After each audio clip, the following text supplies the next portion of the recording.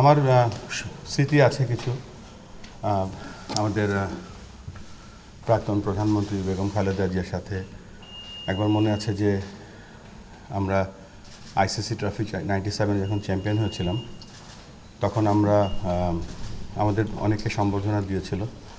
সেই সম্বর্ধনার একটা অংশ ছিল তৎকালীন বিএনপি সম্বর্ধনা দিয়েছিল মিন্টো রোডে, এবং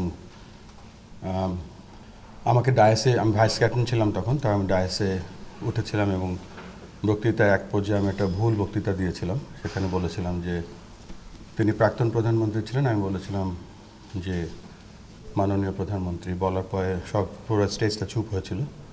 তারপর আমি সাথে সাথে ভুল স্বীকার করে বলেছিলাম প্রাক্তন প্রধানমন্ত্রী। ওটাই আমার ছিল শেষ। ওই আইসিসি ট্রফির যতগুলো অনুষ্ঠান হয়েছিল ওটাই শেষ।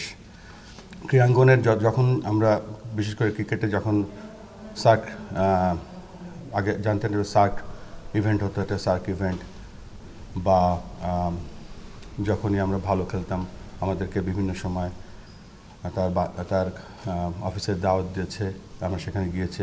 চুল পড়া অনেক কমে গেছে, থ্যাংক ইউ মা। চুলের ভিটামিন জুই মাল্টিভিটামিন কোকোনাট অয়েল। এবং আমার জীবনের সবথেকে বড় যে প্রাপ্তিটা ছিল রাষ্ট্রীয় পুরস্কার, সেই রাষ্ট্রীয় পুরস্কারটা তিনি আমার গলায় পরিয়ে দিয়েছিলেন, মেডেলটা।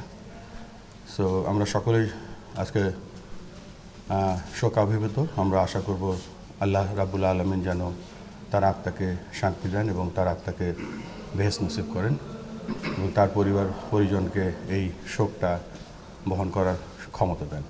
Thank you. বাংলাদেশ ক্রিকেটে আজকে এখানে দাঁড়িয়ে আছে, সবসময় সব সরকারই পুরোপুরি সমর্থন করেছিল, এবং সেই সময়টা বেশি মনে পড়ছে যে 2004-এ তখন বাংলাদেশ প্রথম একটা অনূর্ধ্ব-19 বিশ্বকাপ বাংলাদেশে অনুষ্ঠিত হয়েছিল।